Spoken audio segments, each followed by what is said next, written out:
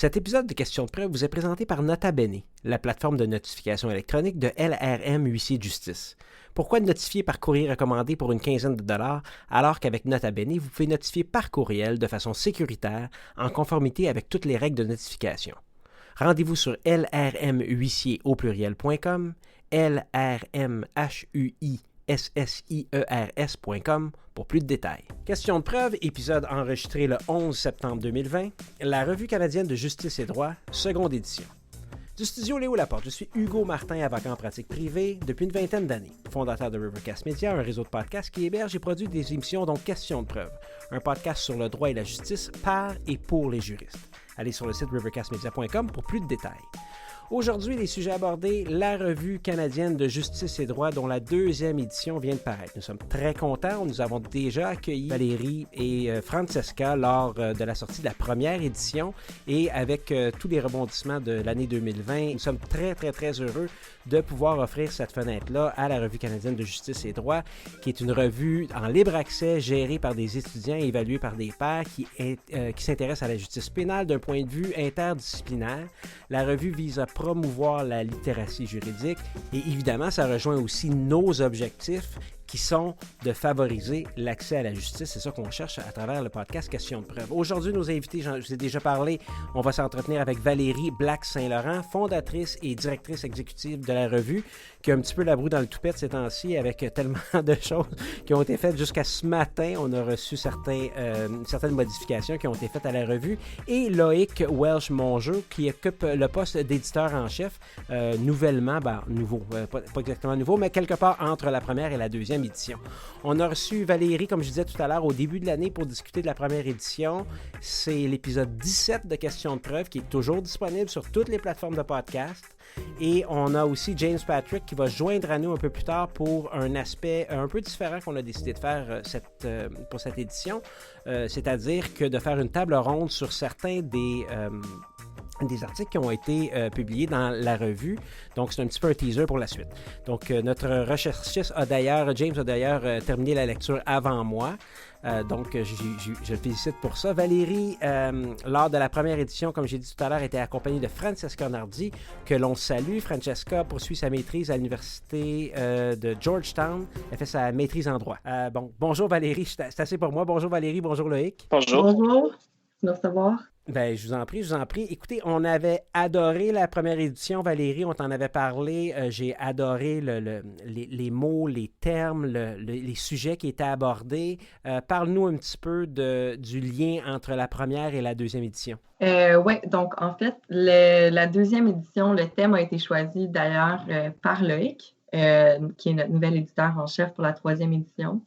On en avait discuté aussi. On pensait que c'était une bonne transition, en fait, d'un sujet très large, donc l'accès à la justice, puis à quelque chose de beaucoup plus circonscrit, mais qui revient encore beaucoup aussi en droit pénal, donc les questions d'expertise. Ouais. On pensait que c'était une très bonne illustration de comment diverses disciplines viennent entrer en jeu et ont un impact assez significatif en droit. Tu es fondatrice, directrice générale d'une revue interdisciplinaire. C'est à accès libre. Il y a un comité de lecture. Il y a les questions, c'est des questions de justice pénale au Canada.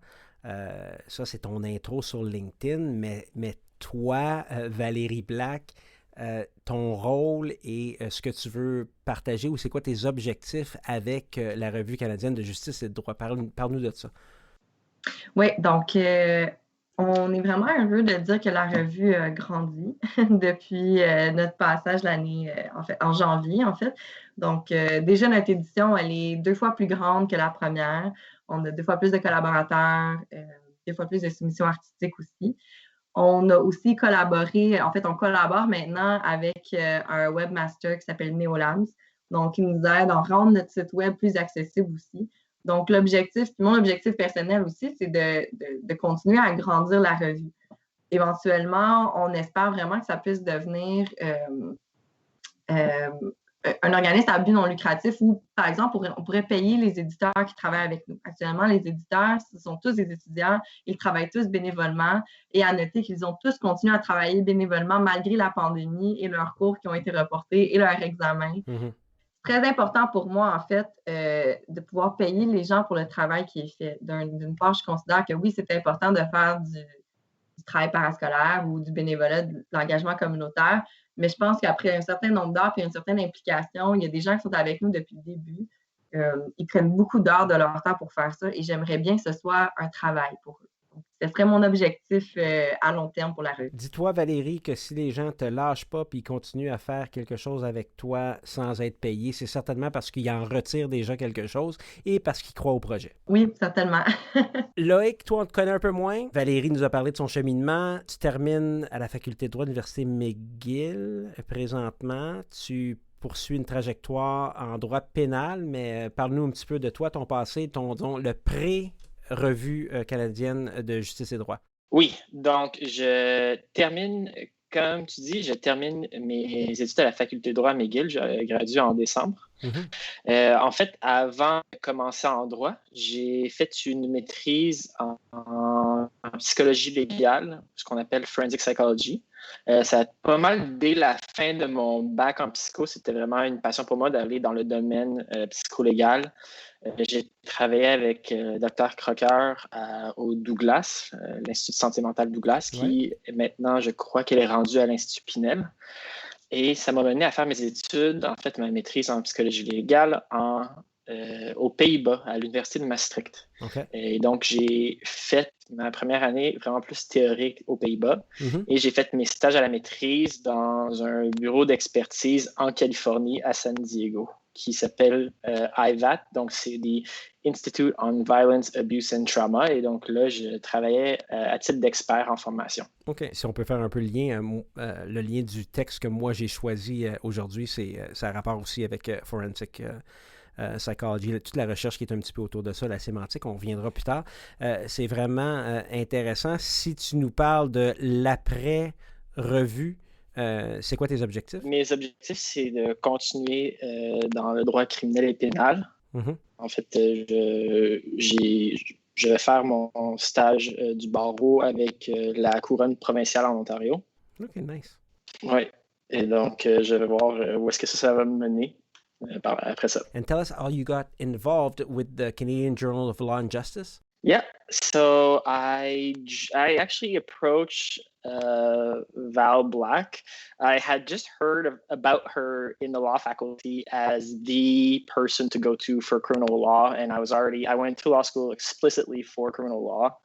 And she was a year ahead of me, and I learned about the journal that she was starting up, and I immediately approached her and I asked to join the team. This was in the second year of law school.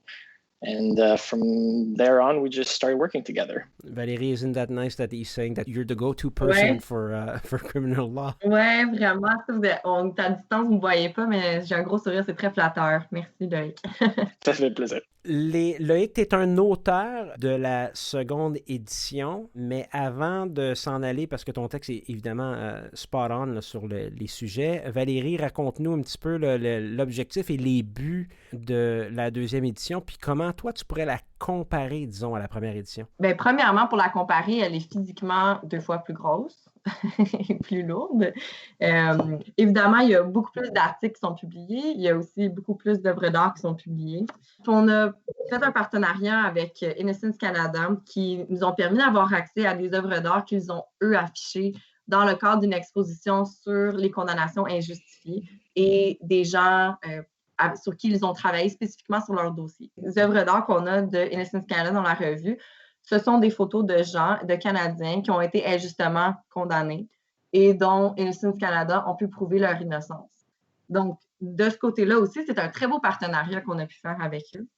Une autre comparaison, c'est que notre revue est en fait plus interdisciplinaire que la première, étant donné que l'article de Dr. Crispino et de ses collègues nous provient de la Faculté des sciences à l'Université du Québec à Trois-Rivières.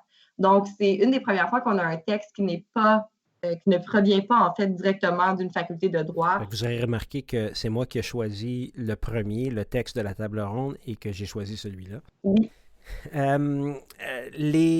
Je sais qu'on en avait parlé lors de la première édition, lorsque nous avons enregistré pour la première édition, que les objectifs ou le sujet pour la deuxième était par rapport aux expertises, puis que c'était quelque chose qui était assez important parce que c'est un peu, là, je vais utiliser le mot problématique, mais il y a beaucoup d'enjeux, disons, qui sont autour des expertises, surtout en droit criminel.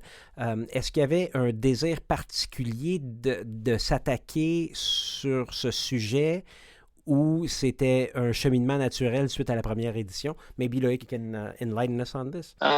So the reason why it ended up focusing more on criminal law was more a natural flow. It wasn't an explicit decision. Mm-hmm. To me, it came more naturally just because that is what I have been focusing on and working in. Mm-hmm. The author submissions, they basically submitted what they wanted, and it was loosely relating to expertise in the courtroom. But I think a lot of the experiences really reflected how experts can really alter cases. Mm-hmm. And maybe it's a bit more saliency to the criminal law because it might seem like more is at stake, whereas I'm sure in civil cases and others, there's a lot at stake, but it really comes to mind the human impact right away of a criminal case is two direct parties and the jeopardy that an accused might face and how sometimes the expertise might sway the judgment. Correct. And it's very easy to kind of make the connection if you understand what's at stake. And this is why I thought it was important to address expertise in the courtroom. And from a personal standpoint, having been trained as an expert, you really get to see that there's some kind of disconnect between the types of professions and the legal ones. Absolument. Valérie, est-ce que je me trompe? C'est un peu moins grand public au niveau de l'auditoire ou le lectorat visé, mais que ce qu'on cherche vraiment, c'est d'apporter une certaine lumière aux juristes sur les problèmes que peuvent engendrer les expertises sur les personnes accusées. Donc, tu sais, je comprends que votre revue est entre autres distribuée dans les pénitenciers, dans les établissements carcérales, mais ça vise moins le criminel ou la personne accusée que comment on devrait, nous, à titre de juriste, penser l'impact des expertises pour les personnes accusées, pour les personnes incarcérées à l'intérieur du système. En fait, je vais répondre à ça, mais juste aussi pour ajouter à ce que Loïc mentionnait, une des choses, je pense qu'on avait discuté justement pendant le premier épisode en lien avec les expertises, c'est qu'elles sont une composante, malheureusement, sont un facteur, en fait, dans les condamnations injustifiées. Donc, ça pour dire que les experts causent les condamnations injustifiées, mais les problèmes qui sont liés à l'expertise sont un des facteurs qui est mentionné dans les causes de condamnation injustifiée. Donc, je pense que ça venait aussi d'un lien naturel avec le partenariat avec Innocence Canada dont on voulait faire. Mm-hmm. Pour répondre à ta question, en fait, c'est sûr que notre revue vise toujours à donner de l'information aux juristes, donc à amener les juristes à questionner comment le système fonctionne et comment ils travaillent dans la vie de tous les jours, comment ils mènent leurs pratiques. Et les experts, ou par exemple les autres intervenants avec qui ils font affaire, comment ça a un impact sur le résultat final des dossiers. L'objectif de la revue, puis aussi de cette édition-ci, même si c'est vrai qu'elle semble beaucoup plus précise et beaucoup plus technique, c'est quand même de donner une information à la population, donc à des gens qui n'ont pas nécessairement une formation en droit, des compréhensions sur comment fonctionne le système. Puis je pense que l'expertise, c'est un des domaines dans la salle de cours ou en droit pénal qui est vraiment pas bien comprise du tout par la population. Étant donné qu'elle est tellement technique. Même si le langage technique, en soi, ce serait quelque chose qui amènerait les juristes à être intéressés à avoir plus d'informations là-dessus et donc à ouvrir notre revue et à s'informer avec les articles qui sont publiés. Je pense que les œuvres d'art qui sont publiées aussi dans la revue, c'est quelque chose qui est attirant pour le grand public et c'est ce qu'on espère aussi. Donc, ce serait d'amener le grand public à ouvrir notre revue, consulter les œuvres d'art et un peu comme dire, puisqu'ils sont déjà là, et donc d'acquérir de l'information de cette façon. Maintenant, Valérie, tu nous parles un petit peu justement des textes et des œuvres d'art. Est-ce que tu peux nous donner un petit peu le processus, disons, de l'appel de sélection des auteurs et des textes, le nombre de soumissions reçues, ces choses-là relativement à cette édition particulière? Oui, donc comme pour la dernière édition, on a publicisé l'appel aux soumissions à travers les réseaux sociaux, à travers notre conseil consultatif qui est composé de chercheurs à travers le Canada. Ils ont envoyé l'appel dans leur réseau. On a aussi publié à travers les universités et les groupes étudiants. On a reçu, jusqu'à clé, 7 soumissions. Au final, on en a retenu 6. Je vais laisser Loïc parler plus en détail, en fait, sur comme le processus de sélection, en fait, de ces articles-là, étant donné que c'est l'éditeur en chef et qu'il a travaillé de très près avec Francesca Nardi dans la sélection des articles. Je vais parler, en fait, plus précisément sur les œuvres d'art. Notre partenariat avec Innocence Canada, évidemment, nous a permis d'avoir accès à une série d'œuvres d'art qu'on a décidé de publier. On a reçu aussi des œuvres d'art d'artistes québécois qui sont quand même très bien établis, donc Francesca Topp et André Brien. Donc, ça a été c'est une belle surprise, en fait, de recevoir ces pièces-là. Je vous invite à aller les voir aussi. Et comme à l'habitude, on a le partenariat avec le Justice Center, qui est un programme qui vise à promouvoir l'art qui se fait dans les pénitenciers. On a sélectionné une des œuvres qu'on a reçues du Justice Center de Kevin Miyazu et qui est aussi publiée. D'ailleurs, l'œuvre d'art Habeas Corpus de Francesca Topp, c'est superbe là, à page 91 là, de l'édition. C'est vraiment, vraiment bien. You heard Valérie Loïc, she's sending you the ball regarding the selection of the text, the authors. What can you tell us about this? Yeah, so I think to explain kind of how we go about it, it's important to explain kind of the roles, the editorial roles that we had. So for this edition, Francesca Nardi was the editor-in-chief. And essentially, she directs all the editors. So we have junior editors and senior editors. We have a few different steps. So when we first receive an article, the senior editors will review the submissions to see if the article itself meets the mandate at face value. So what we were looking for, whether it answered, whether it fit in the scope of expertise, whether the subject matter and the sources used at face value appeared to be what it was supposed to, and was something that we found complemented the field itself and was worthy of an academic publication. At that point, we would then submit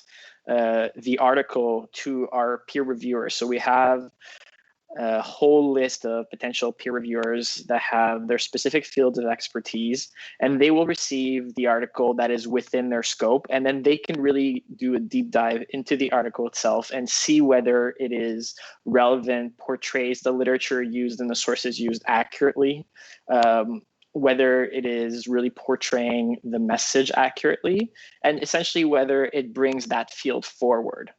After that point, if it passes the peer review process, it will generally be accepted with conditions for submission. So with minor reviews, with major reviews needed, and then we will send it back to the author of the article to address those comments and just kind of polish off the article itself. After which point, the author will send it back to us at the editorial team.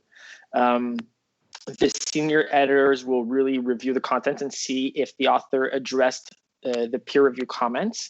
And then finally, we will pass it on to the junior editors who will go into the sources themselves, make sure all the footnotes are accurate and are well made, and really just make sure that it is in accordance to the McGill citation guidelines. And then at which point it will be passed on to essentially the editor-in-chief, who will be putting it together with, I believe is it Val that you made the final submission of the whole pieces together? Putting everything together? Yeah. So Siba, actually our design editor, takes care of putting everything together and making sure that the actual design, so the look and feel of the book is great. So she decides basically, we discussed it a lot, but she basically decides which article should go before or after which art piece, and vice versa. So really to make the read easy, enjoyable, and that the placing of everything makes sense. Yeah, if I can just, I just remembered one thing. We want to have a very transparent process for our acceptance. So we have really a grid that we fill out internally of how the article was perceived, so that we can actually submit that to the authors, I believe. And essentially the role of editor-in-chief is really to be in contact with the authors themselves and kind of redistribute internally which editor will be doing what pieces. So in this instance was Francesca, and then I will be stepping into that role. Previously, for the second edition, I was senior editor. Senior editor. So, Valérie, donc on ne peut pas passer à côté, maintenant que Loïc nous a raconté toutes les étapes, ça implique qu'il faut une équipe. Lorsqu'on lit la page sur votre équipe, ça semble être beaucoup de gens, mais il y a tellement de travail que c'est peut-être pas tant de personnes que ça. Donc, on pense à Francesca, on pense à Pierre-Gabriel Grégoire, Yara, Raoul, Nelly, Laura, Linéa, Seba et Zenga, c'est ça? Oui. Parle-nous un peu de ton équipe et peut-être en prendre quelques secondes pour souligner leurs efforts. Oui, vraiment. Donc, c'est ça. En fait, donc l'équipe de gestion, donc qui est composée de l'éditeur en chef, éditrice en chef, dans le temps Francesca Nardi, Pierre-Gabriel Grégoire. Je vais remercier d'ailleurs qui s'occupe. En fait, Pierre-Gabriel Grégoire, non seulement est étudiant en droit et travaille bénévolement à la revue, est aussi CPA. Donc, il offre bénévolement son temps pour s'assurer que toutes les choses au niveau légal avec le registre des entreprises et Corporation Canada est enregistré comme il faut parce qu'on est un organisme à but non lucratif qui est enregistré auprès des gouvernements. Donc, il s'assure que tous ces documents-là, nos comptes de banque, donc toute la conciliation financière, elle est faite. Ensuite, comme Loïc mentionnait, donc on a l'équipe éditoriale. Yara, Raoul, Laura, Linéa, Nelly et Loïc ont fait un travail vraiment incroyable. Je pense que c'est vraiment important de mentionner que tous ces gens-là sont des étudiants. Puis pendant la pandémie, leurs cours ont été annulés et puis repris dans un format où ils n'ont pas eu beaucoup de temps de s'ajuster. Leurs examens ont été déplacés, les travaux ont changé de format. Donc, ils ont vraiment fait un travail incroyable à continuer à faire leur tâche pour la revue tout en naviguant ce nouveau monde là, dans lequel tout le monde navigue en ce moment. Il y a beaucoup de gens, je pense, qui auraient très bien compris que ces étudiants-là auraient décidé de lâcher leurs activités de bénévolat pour se concentrer uniquement sur leurs études et sur tout le reste qui se passait, mais ils sont restés, ils ont complété le travail et on a vraiment une édition qui est formidable. Donc, je veux vraiment souligner leur travail et je vous dis merci beaucoup. Très chanceuse et choyée de vous avoir avec nous. Ensuite, on a Siba, comme je mentionnais, qui s'occupe de mettre toute la revue ensemble. Donc, on n'aurait pas de revue, on n'aurait rien à lire. En fait, on aurait peut-être juste les articles à lire individuellement et les œuvres d'art. Donc, il y a vraiment un gros travail qui est fait pour que visuellement, ce soit attrayant en ligne et physiquement. On a eu plusieurs ajustements à faire, en effet, même certains de dernière minute, et elle a toujours travaillé très rapidement, même à la dernière minute, pour s'assurer que tout était mis à jour et que lorsqu'on envoie la revue pour impression, elle est parfaite. Et puis finalement, Nzinga, qui est notre webmaster qu'on a engagé récemment, il a sa propre entreprise qui s'appelle Neolabs. Il a complètement revampé notre site web aussi, le rendant plus accessible, plus interactif. Donc, je le remercie et aussi très disponible aussi. Donc, tous ces gens-là, c'est ça encore une fois, qui ont continué à travailler sans relâche malgré tous les changements que la pandémie a apportés. Puis, on a publié la revue avec quelques mois de retard étant donné les circonstances. Mais la revue, elle est fantastique. Puis 3 mois de retard, considérant une pandémie mondiale, c'est pas si mal. Et j'aimerais ça mentionner l'apport que les œuvres d'art donnent à votre revue. Puis je pense que ça, c'est quelque chose qui m'avait attiré dans la première édition. J'en avais beaucoup parlé. C'est souvent assez drabe, là, des revues juridiques, des textes juridiques, des manuels juridiques. On a beaucoup de textes, beaucoup de notes de bas de page. Et ça apporte énormément. Et on a beaucoup de nouveaux auditeurs à Question de preuve depuis le premier podcast sur la revue canadienne de justice et droit. Et c'est important de répéter la beauté de cette revue-là. Donc, non seulement en ligne, mais est-ce que je m'avance trop, Valérie, en disant qu'on va pouvoir l'acheter aussi de façon physique parce que c'est vraiment, vraiment important de voir et de toucher. Puis là, vous parlez je suis quelqu'un qui est extrêmement techno, un gars de Kindle, quelqu'un qui veut le moins de papier possible dans ses mains. Cependant, il y a un réconfort qu'on a dans cette revue-là qu'on peut retrouver parce qu'on a une pause. On a une pause pour les yeux qui entrecoupe les textes. Et je pense que c'est très, très, très important d'en parler. Donc, Valérie, dis-moi, est-ce qu'on va pouvoir se procurer cette revue-là physiquement? Oui, absolument. Elle est disponible à l'achat déjà sur notre site web, donc au cjlj-rcjd.com. Et oui, on va être très content de pouvoir vous l'envoyer. On l'envoie partout à travers le monde. Donc, on s'apprête à envoyer des copies en Australie, là, d'ailleurs. Bon, est-ce que je vais pouvoir m'embaumer une copie pour qu'on puisse la faire tirer parmi nos auditeurs? Oui, en fait, je vais préférer donner gracieusement une copie à Rivercast Media pour que, oui, Constance puisse la lire, mais je vais vous donner 3 copies aussi à faire tirer. Yes, bon, parfait. Donc, tenez-vous là pour dire, regardez la section questions de preuve du site rivercastmedia.com pour plus de détails là, relativement. On va faire un petit concours, on va organiser quelque chose. Au travers des réseaux sociaux, évidemment, Constance va s'occuper de tout ça. Avant de prendre la pause, Loïc et Valérie, je vais vous poser la même question. Si je vous demandais a brief description of the texts that were selected. What are you feeling when all the texts are put together? You read it through, cover to cover. How do you see the journal? How would you describe it briefly? So the whole journal together, I'm very happy with how it came out. All the texts I find are extremely timely. They're relevant. If I think of very timely, I'm thinking of a lot of the texts, but specifically the text by Dr. Angela Campbell about the specialized sexual offense courts that are being considered in Quebec. And I'm thinking also of the Fallen Feathers piece by Dr. Vicky Chartrand and Emily Lamprin. We'll get into that, I assume. I really appreciated the piece by Dr. Jason Chin, which also, in my opinion, ties in very well by the piece by Dr. Frank Crispino, by Dr. Cyril Muller-Thaler, and Liv Kadola. They are really going to the depth of kind of the disconnect that happens between expertise in courts and the different language that is being spoken by jurists.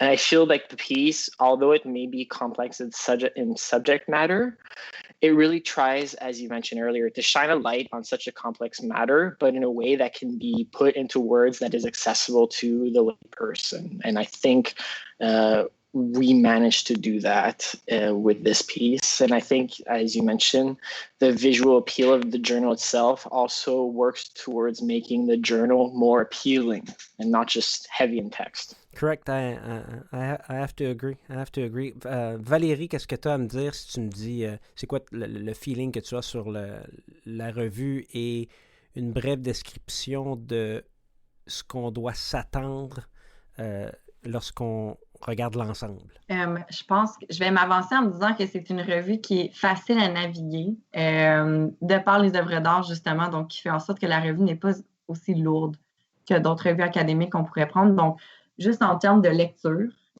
et d'informations qu'on reçoit, c'est une revue qui est facile à naviguer, qui est agréable à lire. C'est une revue aussi, surtout cette édition-ci, je pense, qui rejoint vraiment l'objectif de la Revue canadienne de justice et droit. donc de regrouper différents acteurs du système de justice pénale dans une même production. Donc, si on regarde les contributions qu'on a eues, on a des chercheurs en droit, on a des étudiants qui sont récemment gradués, qui vont travailler dans le système de justice pénale, donc qui vont devenir des praticiens. On a des chercheurs, on a des experts aussi qui, eux, vivent justement la réalité de tous les jours de qu'est-ce que c'est offrir une expertise dans les salles de cours et de faire de la recherche pour ces expertises. Mm-hmm. Les œuvres d'art aussi font état des différents acteurs. Donc, on parle des procureurs, on parle des avocats de la défense, on a des œuvres de Innocence Canada qui parlent des gens qui ont été accusés et injustement condamnés.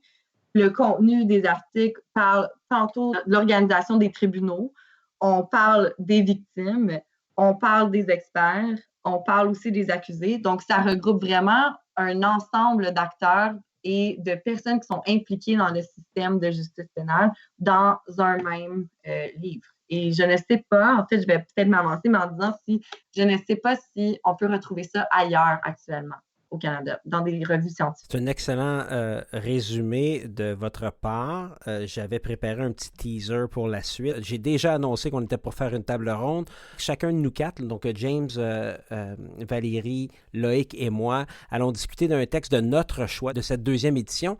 Et je vous donne en mille celui que Loïc va choisir. Alors, on prend une petite pause, on vous revient dans quelques secondes.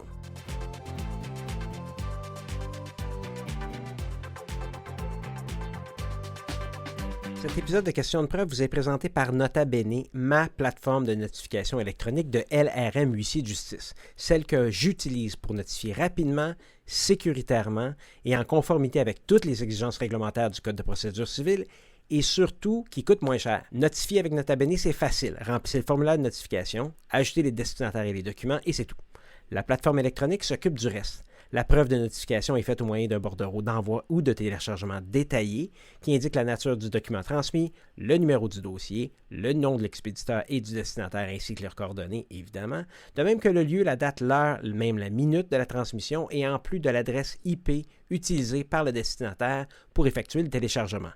La sécurité et la confidentialité des documents transmis sont assurées puisque lors de la transmission, une clé de vérification unique pour chaque document est créée et lorsque le document a été téléchargé, le document est effacé des serveurs.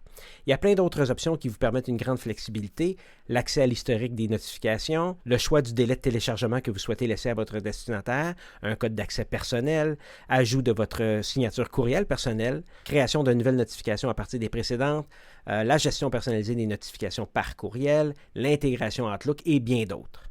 Nota Bene de LRM Huissier, notifié de façon sécuritaire et conforme en peu de temps et moins cher. Nota Bene de LRMhuissier au pluriel.com, votre nouvelle façon de notifier. LRMhuissiers.com.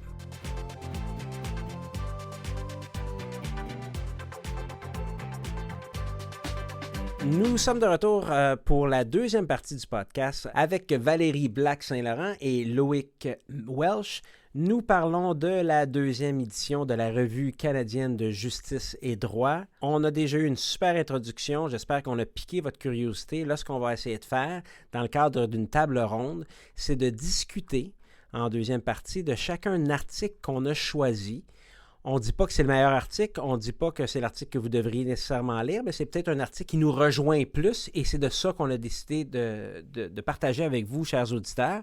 On commence par Valérie et je te laisse introduire ton article toi-même. Oui, donc j'ai sélectionné l'article de Cassandra Richard, qui traite des agressions sexuelles en fait et de l'expertise qui est présentée en cours dans les cas d'agression sexuelle, spécifiquement lorsqu'on parle d'une agression qui se serait passée dans une période où la victime aurait été intoxiquée.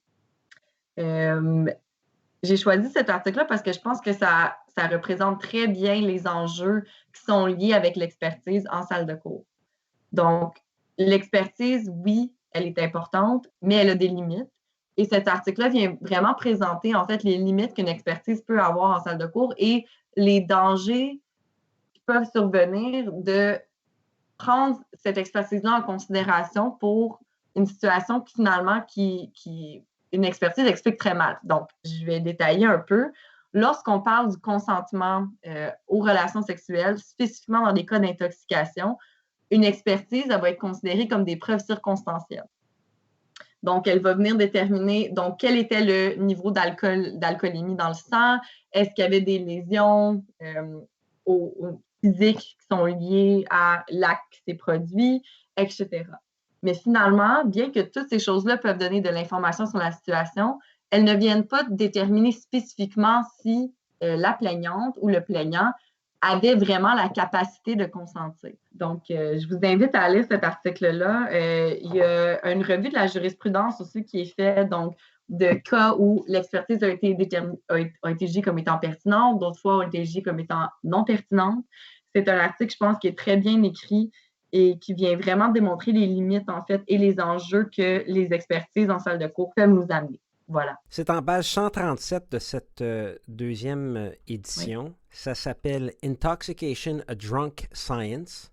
Expertise in Sexual Assault Cases Regarding Capacity to Consent » by Cassandra Richards. Ça rejoint un peu ce que Loïc nous disait lorsqu'il nous parlait de ce qu'il voyait dans cette nouvelle édition-là, qui est, entre autres, un certain aspect d'actualité. Malheureusement, on doit parler de consentement aux relations sexuelles alors qu'intoxiqué, c'est de valeur de dire que c'est rendu quelque chose qui est actuel. Évidemment, Valérie, on ne se le cache pas, ça touche surtout les femmes. Oui. Cassandra Richards, c'est une graduée de l'Université McGill d'ailleurs, et de l'Université d'Ottawa aussi, je pense, si je ne me trompe pas. Sinon, si je te demandais, c'est peut-être le mauvais mot parce que c'est dans le synopsis, mais qu'est-ce qui t'attirait de cet article-là à l'avance? Donc, prends-toi pas comme quelqu'un qui était dans la revue, mais si tu regardes le titre et tout ça, qu'est-ce qui t'attire au niveau pénal, criminel et peut-être plus généralement actuel? En fait, c'est ça. Donc, tu l'as mentionné, c'est un sujet qui est très d'actualité.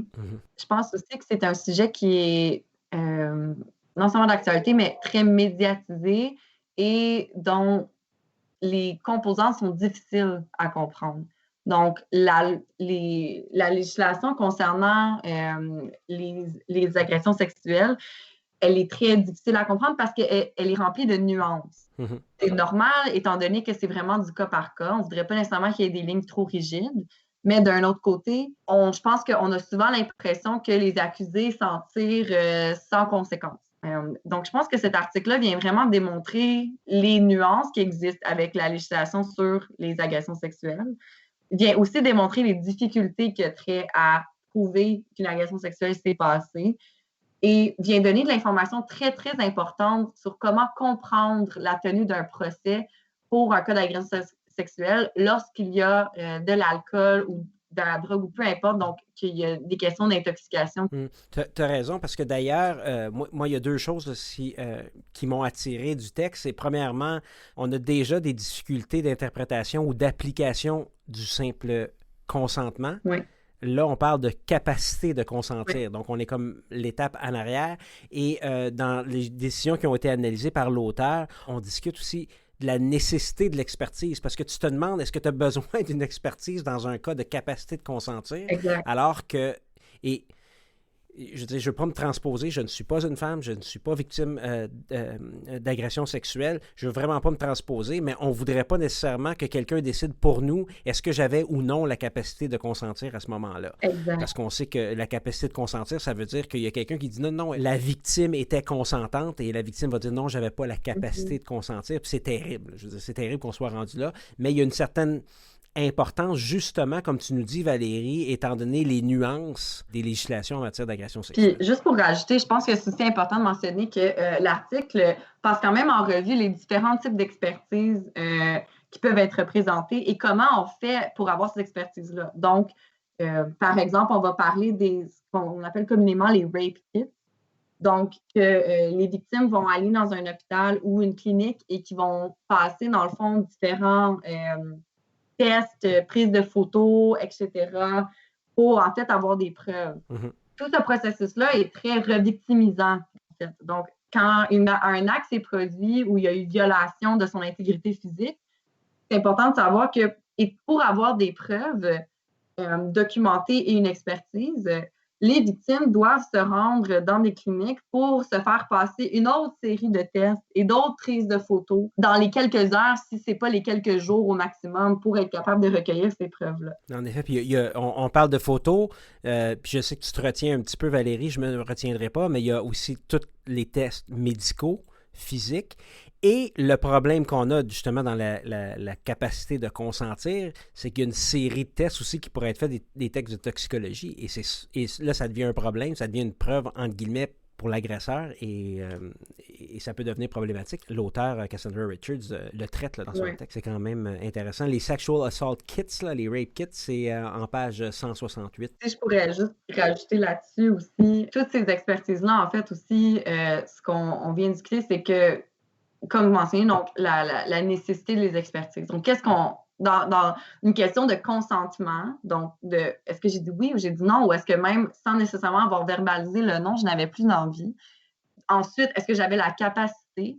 Donc, finalement, cette expertise-là, bien qu'elle soit pertinente dans certains cas, elle vient aussi jouer sur beaucoup de stéréotypes qui sont véhiculés. Mm-hmm. Toute cette question-là, elle est aussi traitée, puis je pense, dans une optique où c'est un sujet qui est d'actualité, un sujet qui est très médiatisé, ça va aider le lecteur à comprendre justement toutes ces nuances-là. Et même parfois, je pense, à venir questionner nos propres stéréotypes qu'on tend à avoir ou nos biais qu'on tend à avoir lorsqu'on va lire des articles qui portent sur des agressions ou on va regarder, par exemple, le mouvement de dénonciation, le mouvement MeToo et être porté à jugement rapidement. D'avoir un article comme ça qui va détailler toutes ces nuances-là et offrir toutes ces informations-là permet, je pense, que d'avoir plus de contexte et d'un regard plus critique quand on va regarder ou lire des cas d'agression qui sont médiatisés comme ça. C'est pas dans le synopsis, Valérie. Donc, il y a 2 œuvres d'art, une qui précède et une qui est après le texte de Cassandra Richards, Intoxication, A Drunk Science. Donc, si on va en page 135, nous avons une œuvre de Kevin Naistus du Centre for Justice Exchange et on regarde ensuite en page 177, Loin de la Boréalie de André Brien. Si je te demandais de me choisir une des 2 œuvres qui se rapproche le plus du texte que tu as identifié, Valérie? Oh, c'est une grosse question. C'est un choix très difficile, mais je pense que je vais prendre l'œuvre de Kevin Naistus. On parle d'un bagage qui est traîné, même en prison ou dans la vie, en fait. Donc, c'est un bagage le bagage qu'on traîne avec soi, qui fait en sorte que c'est difficile de tourner la page sur certains événements qui se sont passés. Puis, même si ici, on parle d'un bagage qui est porté par quelqu'un qui est incarcéré, je pense que juste le fait de parler de bagage et de toutes ces choses-là qu'on garde constamment dans le derrière de notre tête, puis si on regarde l'image aussi, c'est une image qui est d'un sens, je pense, en fait, de mon interprétation, un peu chaotique. Il y a beaucoup de choses qui se passent, il y a beaucoup d'images à l'intérieur de cette œuvre-là. Je pense que ça représente bien, en fait, le processus de revictimisation. Le procès pénal, il est très difficile pour tous les acteurs qui sont impliqués. Donc, autant accusés que les plaignants, mais donc, de toujours devoir reparler de ces choses-là, de ces événements-là. Donc, je pense, par exemple, si on va parler des rape kits, donc de devoir passer à travers ça, de devoir réentendre qu'est-ce qui s'est passé, l'interprétation de qu'est-ce qui s'est passé à travers des expertises, de devoir passer par des interrogatoires, contre-interrogatoires, contribue au bagage que les gens vont traîner avec eux. Donc, ça, c'est quelque chose que les gens vont porter avec eux très longtemps, même après que le procès soit terminé, que le jugement soit rendu. Super texte, super analyse. Bon choix, c'est le mauvais mot, d'œuvre d'art. Je te remercie, Valérie.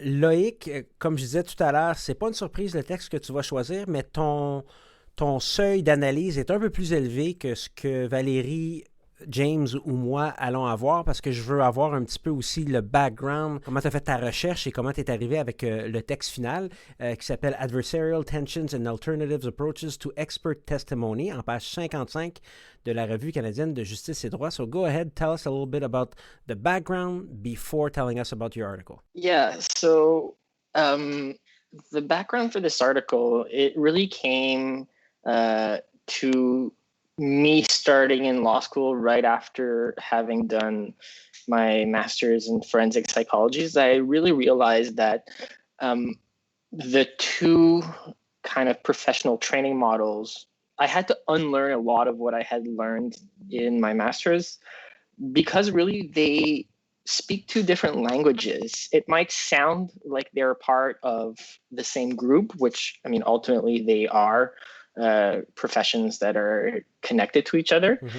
But where the language in one they might use words that are connected to the other, they might ultimately mean different things. And so I really wanted to explore the disconnect between these two professions, which ultimately have a pretty big impact on the people that experts will be testifying to in the courtroom. And so I wanted to explore kind of the role of the experts in the court and how they are meant to be impartial, portrayed as impartial, but at the same time, they're generally retained by one party or the other, and how you reconcile impartiality while still being in an adversarial system. Mm-hmm. You refer to this in quotes, the allegiance effect. Yes, the allegiance effect, exactly. And that ultimately there's a pull to one side. And so I did a lot of research on allegiance effect, which might ultimately be an unconscious effect of the expert being pulled to the side that retains them. And what I mean by pulled is that the conclusions or the information they provide to the trier of fact may really represent more of a lopsided approach to the information they're giving. And I'm not saying this is a conscious thing at all. I'm saying there's a lot of psychological literature that goes to support this notion. And I include part of this in my text.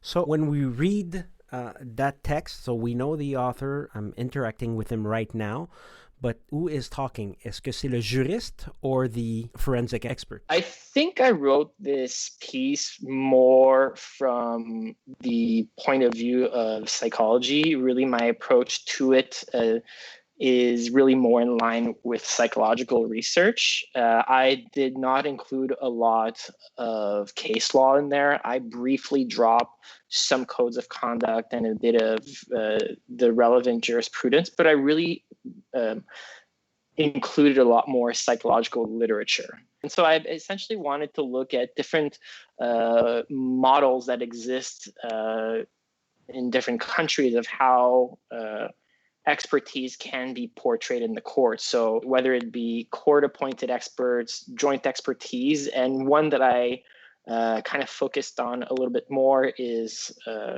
colloquially called the hot tubbing approach, which is actually an expert panel approach. And I really appreciated this one, and I can get into a little bit why I liked it. And this is coming more from background being trained in expertises. Ultimately, the hot tubbing approach is... So we're looking at page 81, and please tell me that your personal interest in the hot tubbing approach is not about the funny name of it. No. That is not why. Although the name is funny. Essentially, the hot tubbing approach tries to address shortcomings of expert testimony that might arise in court. And what I mean by this is when experts are retained by both sides and then they ultimately clash in the courtroom, the idea being in adversarial system that ultimately truth will result from the two sides facing off, it might give the impression to the trier of fact that there is not a consensus in science that exists, or that the science is more divided than is ultimately the case in the scientific literature.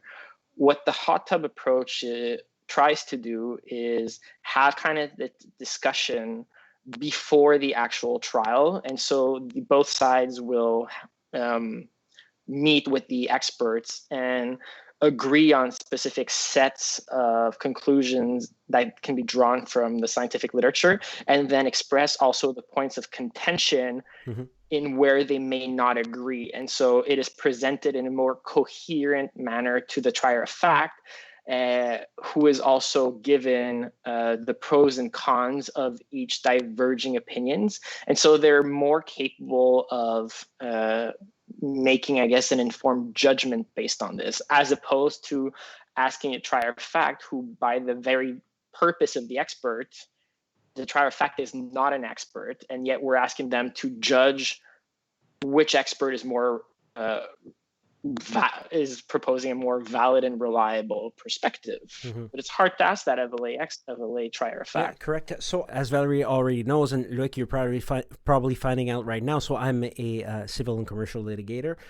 So the hot tub approach, I did not know about it. So when you read at page 82, there's a sentence that it really sums it up very well. So the hot tub approach, also known as expert conference, is a procedure that unites attorneys and experts from opposing sides in a preliminary hearing to arrive at the crux of the expertise, find points of agreements and points of contention.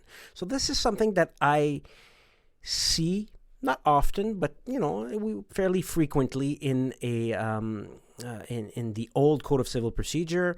Now we have joint expertise, and I was wondering, and then I was telling myself when I was reading that sentence, okay, do we have this in our system? And you address this a little bit further down, telling us that in Canada the hot tub procedure is seldom, if ever, used, but it does exist in procedure. I think from an outsider point of view, that would be beneficial for everybody to have everybody sit down and at least find the points of agreement and the points of contention. The reason why I wanted to highlight those, the fact that it exists is, in my opinion, revamping an entire system of how to present expertise would be extremely complicated, whereas kind of reforming based on something that already exists would be a lot easier to implement. And that was the point I was trying to get across, is we don't have to start over and start from scratch to be able to ultimately present a more nuanced and balanced version of the expertise, because it would be hard for courts to reform that fast and that way.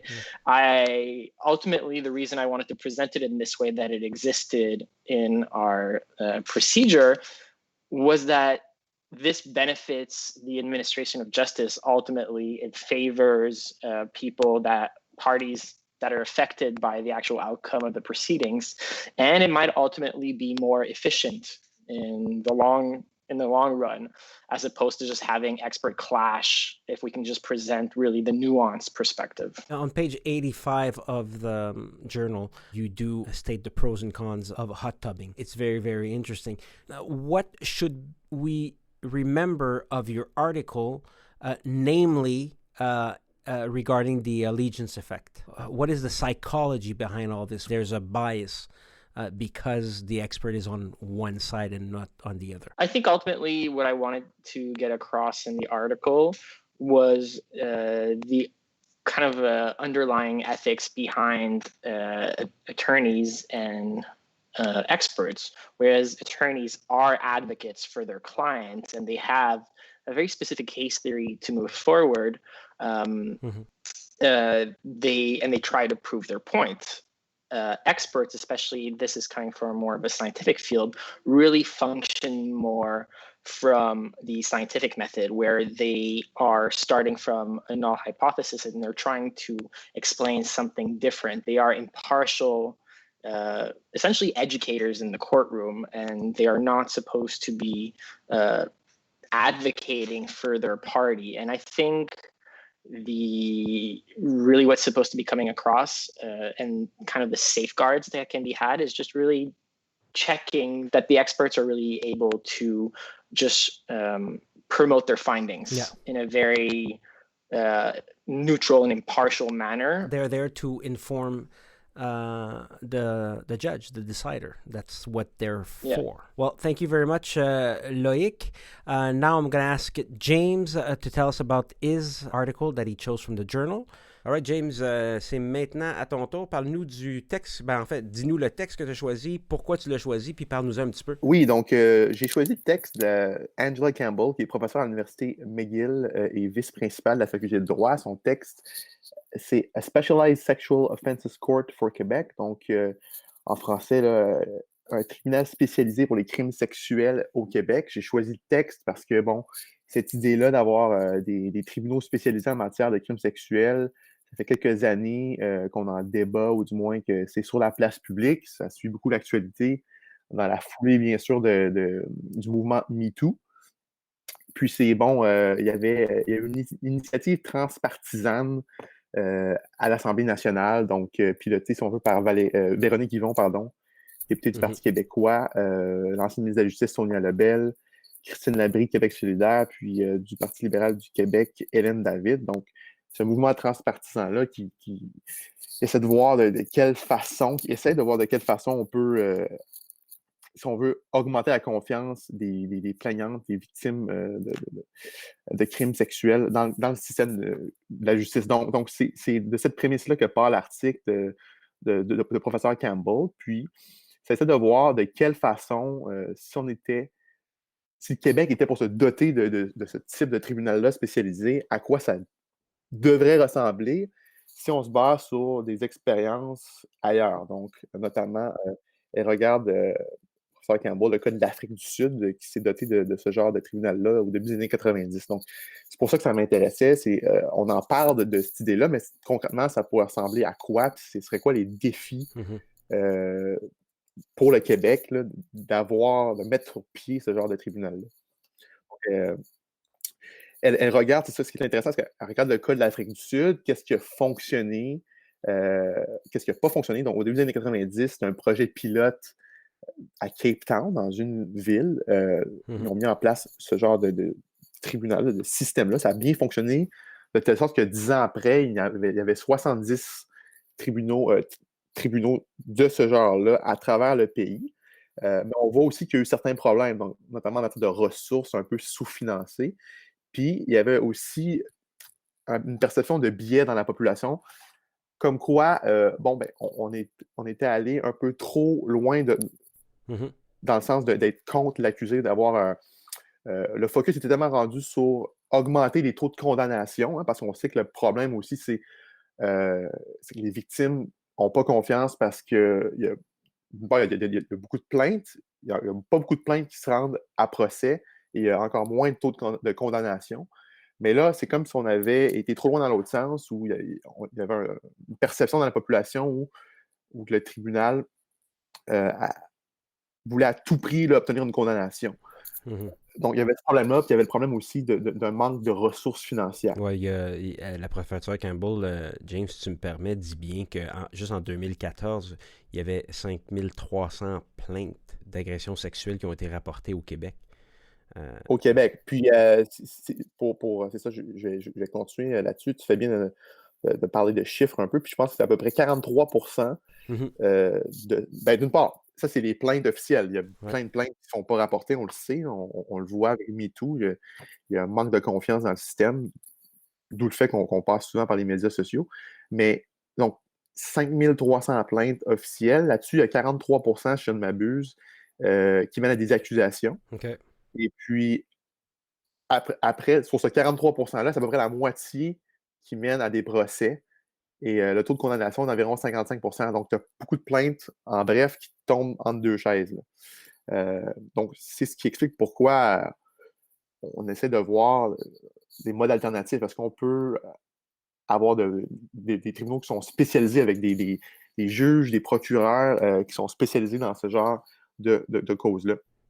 Donc, c'est pour ça j'aurais peut-être dû commencer avec ça. C'est un peu la prémisse, là, le problème de société, si on veut. Donc, pourquoi on voudrait se doter de tribunaux spécialisés? En fait, est-ce qu'on devrait? Puis là, Angela Campbell regarde le cas de l'Afrique du Sud.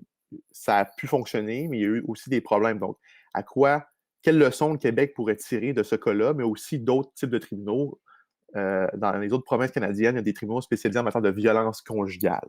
Donc, elle regarde ce genre de tribunal-là, puis elle tire des leçons des deux, puis elle arrive avec 3 ingrédients clés que devrait avoir le Québec s'il était pour aller de l'avant là, avec ce genre de tribunal-là. Donc, premièrement, ce genre de tribunal-là devrait avoir un mandat très clair. Un mandat clair, oui, mais difficile en application, vous allez me suivre, c'est que, bien sûr, le but, c'est d'augmenter la confiance des plaignants, des plaignantes dans le système de justice. Hein? Mais on ne veut pas non plus brimer les droits des accusés à une défense plénière, leurs droits procéduraux. Donc, c'est de trouver l'équilibre. Okay. Puis, en principe, on s'entend, on le souhaite tous. Dans la pratique, j'imagine que c'est quelque chose d'assez difficile à accomplir. Mais ça, c'est l'objectif. Hein. C'est vraiment d'atteindre un équilibre. Ensuite, en deuxième lieu, j'en ai fait mention en parlant de l'Afrique du Sud, le système doit être adéquatement financé, doit avoir des ressources adéquates. Donc, oui, des ressources publiques. Hein, parce qu'en Afrique du Sud, on l'a vu, si vous lisez le texte, vous comprenez qu'il y a un manque de financement. Mais quand on parle de ressources, c'est pas juste de l'argent, en fait, je pense que c'est surtout d'avoir des ressources, donc des professionnels, pas juste des juristes. Là. On parle de ressources psychologiques, de ressources médicales, auxquelles peuvent avoir accès les victimes, ceux qui se plaignent d'actes criminels de nature sexuelle. Puis c'est un peu ça qu'il y avait en Afrique du Sud, puis dans le type de tribunal spécialisé en violence conjugale, c'est comme un guichet unique où tu arrives avec une plainte, mais tu peux aussi avoir accès à des ressources psychologiques, à un suivi médical, etc. Donc, il y aurait ça comme ingrédient clé. Puis, en troisième lieu, c'est de prendre en compte la diversité des plaignants. Hein. Donc, il y a certaines clientèles, si on veut, c'est-à-dire de victimes ou de personnes qui se plaignent, qui sont plus marginalisées. Hein. On a qu'à penser, par contre, par exemple, aux travailleuses du sexe ou à, par exemple, des immigrants qui peuvent avoir qui sont souvent plus vulnérables. Puis qui peuvent avoir des réticences vraiment marquées à aller de l'avant avec une plainte parce que, bon, par leur historique, ils sont plus méfiants de l'État, hein, puis du système judiciaire. Donc, il faut avoir les ressources, on revient un peu au deuxième point, il faut avoir les ressources pour savoir gérer des plaintes qui viennent de ces personnes-là, hein, qui comprennent mieux. Il faut aussi pouvoir peut-être, je donnais l'exemple d'une personne immigrante, cette personne-là est sans papier, puis elle hésite à aller de l'avant, peut-être avec une plainte, mais il faudrait peut-être qu'on s'assure que, justement, que si elle va de l'avant avec une plainte, ben qu'on la déporte pas par la suite. Donc c'est de prendre en compte ces particularités-là. Donc oui, tout à fait. Il y aurait plusieurs ingrédients clés qui feraient en sorte, selon Angela Campbell, professeur McGill, qui seraient ça. C'est des ingrédients clés pour qu'un tel système de justice fonctionne bien. Là. Puis parce que le but d'avoir des tribunaux spécialisés, évidemment, c'est que les gens aient plus confiance dans le système de justice pour pouvoir régler leurs plaintes. Là. La professeure Campbell, dans ses conclusions, elle est habile, elle dit pas, elle se prononce pas sur la nécessité d'avoir un tribunal spécialisé, mais elle se prononce sur cette proposition-là, cette réflexion-là, ou cette initiative-là d'avoir un tribunal spécialisé mérite de l'attention. Puis ça serait la première étape, là, vraiment, de commencer à y penser sérieusement. Et elle dit bien que c'est long overdue. Et que ça serait it's first of its kind in Canada si on ferait ça ici. Au niveau de ton troisième point, si je peux prendre la page 220 de la revue, la professeure Campbell dit bien « Sexual violence remains a pervasive, complex social and legal challenge. Preventing and responding to it effectively will take more than a single initiative like that proposed in Quebec for a specialized court. » C'est plus compliqué que juste d'avoir un simple tribunal spécialisé. De le besoin de ressources interdisciplinaires, je pense que c'est quelque chose, un thème qui revient dans l'article. C'est pas juste un problème juridique. Oui. Ben, écoute, c'est un excellent texte, James. Merci beaucoup de nous l'avoir souligné. On a beaucoup de tribunaux spécialisés ici au Québec et peut-être que celui-là, comme le professeur Campbell nous indique, c'est peut-être long overdue. Merci, James, d'avoir attiré notre attention sur ce texte.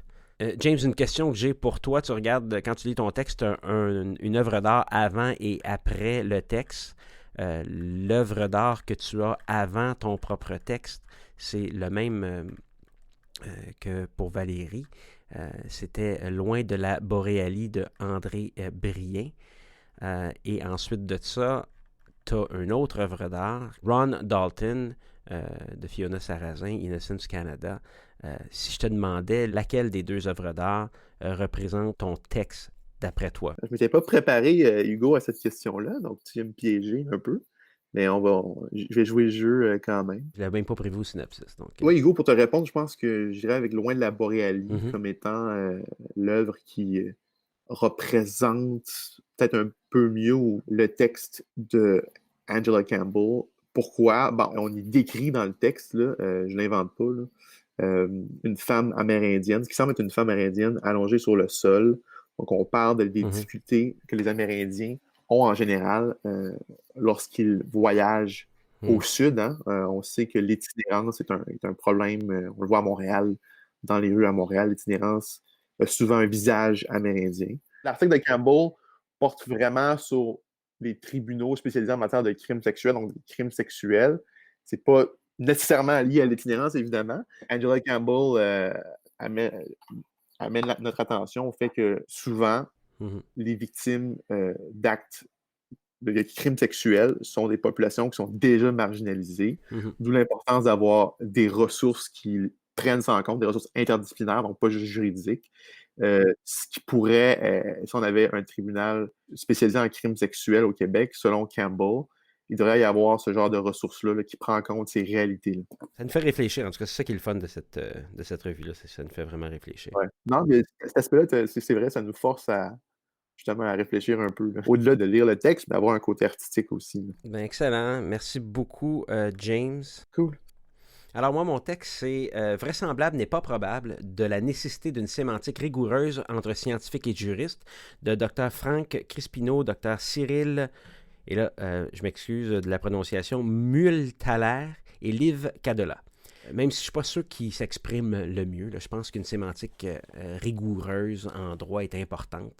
J'en avais déjà discuté pré-pandémie avec la professeure Mistral Goudreau de l'Université d'Ottawa et son étudiante de recherche, Eliane Boucher, dans le cadre d'un projet de recherche à l'Université d'Ottawa, qui avait diffusé quelque chose sur le sujet de la sémantique rigoureuse sur YouTube. Ça s'intitulait « Maîtriser les mots, partager le sens ». Je vais mettre un lien dans les notes de l'épisode sur cette vidéo-là. Tout d'abord, je veux parler des auteurs. Dr. Crispino, qui est prof criminaliste à l'UQTR, donc c'est pas un lien avec McGill, donc c'est excellent. Là, le rayonnement de la revue commence à avoir plus de portée. Dr. Crispino a lancé un programme en sciences qui s'intéresse à l'ontologie des traces physiques, biologiques, chimiques et numériques. Pour ceux qui ne connaissent pas le terme ontologie, moi je ne le connaissais pas, c'est partie de la philosophie qui traite de l'être indépendamment de ses déterminations particulières.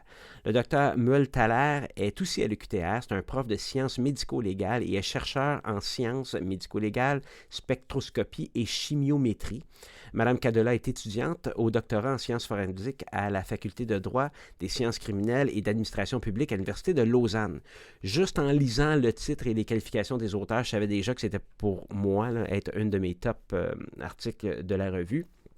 C'est excellent pour ma soif de science puis le lien de la science avec le droit. Mais quand on commence à lire le texte, peut-être que ce n'est pas les premières lignes qui vont nous accrocher. La terminologie utilisée est très précise et pas facilement accessible, je dois dire. Mais puisque le diable est dans les détails, la précision du texte, les mots choisis et la sémantique utilisée se devaient évidemment être rigoureux, si ce n'est que pour être, si on peut dire, conséquent avec le sujet de l'article. Mais on parle de quoi? Dans mes mots, le beaucoup moins savants ou habiles des auteurs, on parle de « les experts scientifiques ont de la difficulté à se faire comprendre en cours ». Pourquoi puis comment on fait pour régler ça? Donc, au Canada, c'est peut-être encore plus difficile, disent les auteurs, puisque le bilinguisme, les traductions, ils veulent dire, peuvent exacerber les problématiques pour les experts de se faire comprendre par les décideurs. Et quand on parle de traduction, on vise entre autres les mots vraisemblables et probables, ainsi que leur traduction du français à l'anglais, d'où le titre. C'est important de noter que l'article parle de la compréhension des juges par rapport aux experts scientifiques.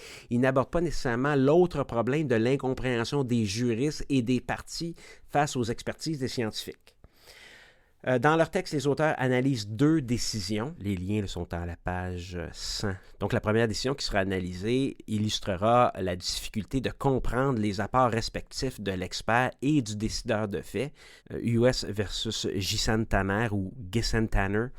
Ça, c'est la première. Et la deuxième, c'est la difficulté pouvant aboutir maladroitement au rejet littéral de toute opinion logique d'experts dans Rennes contre Joël France. Encore une fois, les liens sont à la page 100 de la revue. À travers l'analyse de ces cas, le lecteur sera porté à s'interroger sur les questions suivantes, nous disent les auteurs. Le juriste doit-il laisser dans les seules mains de l'expert l'effort de communication? L'expert doit-il former le juriste à la lecture et à la compréhension de ses conclusions? Est-il possible de prendre une décision juste si on ne comprend pas quelles sont les informations sur lesquelles elle repose, voir si on ne peut détecter une erreur d'interprétation de l'expert et comment comprendre si on ne parle pas la même langue? Donc, vous comprendrez que c'est un texte qui répond ou qui tente de répondre à ces 4 questions-là. C'est extrêmement bien fait. On parle des difficultés, finalement, des experts qui viennent présenter ou qui viennent communiquer des informations qui peuvent être extrêmement difficiles à comprendre et toujours dans l'optique des mots vraisemblables et probables et souvent leur traduction. Parce qu'il y a souvent des questions qui sont posées, surtout en droit criminel, évidemment. Est-ce que c'est probable que telle chose arrive? Est-ce que c'est vraisemblable que telle chose arrive? Et les experts sont là pour donner une opinion quant à leur expertise. Et leur opinion est souvent basée sur une question qui est posée par un procureur qui dit, est-ce que c'est probable que ça arrive? Est-ce que c'est vraisemblable que ça arrive? Et c'est important de voir ou de connaître la distinction avec les mots probables, la probabilité, donc le terme mathématique de probabilité. Souvent, on considère le mot probable comme étant likely en anglais. Donc, ce sont des choses dans lesquelles on regarde les 2 décisions et l'analyse que les auteurs en font, c'est excellent. Donc, on parle finalement que la preuve d'expert, tout comme la décision qui va s'en suivre, nécessite une grammaire qui est probabiliste, quantitative ou qualitative. Ce qui est le fun, c'est que cet article-là a été aussi traduit en anglais. Donc, on l'a en français et en anglais. En anglais, likely is not probable. The need for rigorous and common semantics between scientists and lawyers. Alors, c'est ça, le texte que moi j'ai choisi. Je vous invite encore une fois à en prendre connaissance. C'est vraiment, vraiment bien fait. C'est aussi bon, je pense, de mon côté, pour les civilistes. Souvent, on va avoir des dossiers qui sont extrêmement précis, qui peuvent avoir des liens avec la science, la chimie, la physique, des rapports d'experts avec des ingénieurs ou des architectes. Donc, ce sont des choses qu'il faut comprendre, savoir et s'assurer que nos experts puissent bien communiquer les informations aux tribunaux. Alors c'est ça, c'était mon texte, le dernier qu'on vous présentait aujourd'hui. C'était extrêmement intéressant d'entendre les thèmes et les articles qui ont été choisis par Valérie, Loïc et James. Moi, mon texte, je l'ai beaucoup aimé aussi, donc je suis bien content d'avoir partagé ça avec vous. Avant de passer aux remerciements d'usage, quelques petites choses à préciser. Il y a eu plusieurs changements récemment. Valérie, parle-nous un petit peu de ce qui s'est passé là, dans les derniers jours, dernières semaines. Oui, donc on collabore maintenant avec Canly. Donc, Canly qui s'assure que notre revue est indexée avec eux et donc maintenant accessible à tous. Donc, ça, c'est un partenariat qu'on est très, très, très content d'avoir établi. On a aussi un autre changement qui s'en vient pour la 3e édition dont on est vraiment content. je vais laisser Loïc discuter de ça plus en détail, mais on a décidé d'élargir nos critères de soumission et on va maintenant accepter des soumissions en format APA. Oui, donc, comme Valérie mentionnait, on élargit le type de référence qu'on va accepter pour les publications. Donc, le APA, c'est le American Psychological Association. C'est le Publication Manual. Et la raison pourquoi qu'on accepte ce type de référence maintenant, c'est dans le but d'être une revue multidisciplinaire. On veut élargir le champ de soumission. On a reçu des publications dans le passé qui ont vraiment fait de leur mieux pour soumettre dans le guide de McGill. Mais quand tu n'as pas appris ce guide-là, ça peut être assez complexe de venir changer tes citations. Et il y a beaucoup, en fait, de disciplines qui utilisent le APA. On peut penser, bien sûr, le champ de la psychologie, mais également sociologie et plusieurs autres différents domaines font ça. Et on espère donc recevoir beaucoup d'autres soumissions à cause de ce changement. Et je suis assez familier avec le style et c'est une différente façon aussi de citer. C'est vraiment plus une façon de citer qui est moins axée sur, comme on dit, le pinpoint, comme on voit dans le McGill Citation Style. C'est vraiment plus des concepts. Tu vas référer une étude scientifique par-ci, une étude scientifique par-là. Et c'est vraiment une façon d'accéder à plus de savoir qui est moins vraiment sur la minutie qu'on va retrouver dans un milieu juridique, mais vraiment plus sur des idées, des concepts plus abstraits. La version 7 des normes de l'APA est sortie en octobre 2019. Et en effet, le type de note est plus, disons, ouvert ou plus accessible, plus facile à citer. Évidemment, il y a des guidelines qui sont quand même importants là, au niveau des... quand on fait référence à une page ou on fait référence à un auteur ou à un titre, il faut quand même respecter certaines lignes directrices, mais c'est plus... Je pourrais dire que c'est plus accessible là, pour le lecteur surtout. C'est ça. Si je pourrais rajouter là-dessus, en fait, on a toujours des discussions sur comment est-ce qu'on va continuer le projet, comment est-ce qu'on contribue à rendre les connaissances accessibles. Puis, bon, donc, on a commencé le projet en disant, d'accord, donc la revue doit être en accès libre. Donc, l'aspect financier, c'est sûr que ça, c'est une des barrières à l'accessibilité des connaissances. Donc, parfait. Notre revue, elle est accessible en ligne gratuitement, open access.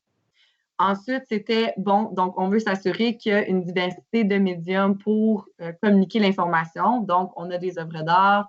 On a aussi un blog maintenant, dont je vais laisser Loïc donner plus de détails là-dessus. Mais une autre des choses qu'on a discuté justement plus récemment, donc dans les derniers mois, c'était l'accessibilité aux connaissances. Ça vient aussi par comment la facilité pour les auteurs de pouvoir soumettre des articles. Donc, est-ce qu'on est vraiment interdisciplinaire si nos critères de soumission sont finalement sont modelés sur le système sur des connaissances juridiques exclusivement? Donc, devoir se réinventer et devoir amener des modifications à la revue comme ça, donc autant pas seulement pour les lecteurs, mais aussi pour ceux qui vont offrir leur soumission, c'est tout dans le même objectif de rendre les connaissances juridiques plus accessibles. Oui. Loïc, veux-tu nous parler tout de suite de Rethinking Justice? Oui, donc un peu pour continuer ce que Valérie disait, c'est encore une fois dans le but de rendre vraiment notre publication plus accessible. On s'entend que soumettre un article avec des références et dans une revue académique, c'est quand même... ça appelle à une certaine population qui va pouvoir soumettre ça. Donc, nous, on voulait savoir comment est-ce qu'on pourrait faire pour rendre ça encore plus accessible, mais également pouvoir retenir un peer review process qui est assez très solide et être une publication académique. En fait, j'ai pris inspiration d'un autre des journaux à McGill qui ont un volet en ligne et donc un blog. Donc, ça va être un blog et le but, c'est de publier assez couramment. Et ça va être, je crois qu'on s'était entendu à peu près 600 mots, autour de 400 à 600 mots. Et en fait, les références, ça va être des hyperlinks. Donc, on peut juste donner la source de ce qu'on veut. Et ça va être un blog Ça peut être des commentaires sur la jurisprudence récente, ça peut être des commentaires sur qu'est-ce qui se passe en société, ça peut être... et après ça, c'est pas uniquement d'un point de vue légal et on demande... Valérie, corrige-moi si je me trompe, mais on va demander juste à au monde de contribuer. On va quand même réviser les soumissions, mais c'est supposé être beaucoup plus straight to the point et facile à sortir. Pour continuer dans cette ligne d'idées-là qu'on voulait rendre les contributions à notre projet plus faciles, c'est dans l'optique où l'accessibilité aux connaissances aussi, ça part de qui fait partie de la discussion. Donc, si on a seulement des chercheurs ou des gens, par exemple, qui possèdent des connaissances universitaires, des diplômes universitaires, donc des connaissances dans des formats de citation et le processus très rigoureux qui est la révision par les pairs, on exclut des gens de la conversation. Et c'est correct, mais d'un autre côté, on est aussi un organisme à but non lucratif qui a comme vocation de rendre les connaissances juridiques accessibles. Donc, on veut faire notre part aussi pour inclure le plus de gens possible dans cette conversation. Et le blog, je pense, vient combler ce manque-là et permettre à des gens de la population en général de contribuer à cette discussion-là et d'avoir leurs opinions qui sont publiées aussi. C'est excellent. Cependant, des textes de 600 mots vous permettront pas de faire un autre 264 pages. Appel de soumission pour la 3e édition de la revue, ça s'est ouvert hier, si je ne me trompe pas. Le thème « Justice pénale à l'ère de la technologie ». Parle-nous de ça. Oui, c'est un sujet, en fait, qui nous a été proposé par un de nos conseillers académiques, donc le professeur Ronald Neeson. Il nous a été proposé avant le confinement. Donc, donc sans savoir que finalement, la technologie allait devenir faire partie de nos vies de façon encore plus importante qu'elle ne l'était déjà. Donc, c'est très, excusez-moi, it's a very timely topic. Donc, initialement, c'est sûr que le système de justice se réforme constamment. La technologie fait partie de nos vies et du système de justice aussi est intégré de plus en plus dans le système de justice de part et d'autre de façon ponctuelle. Mais il y a eu pas mal une réforme assez rapide et assez importante qui s'est passée durant la COVID.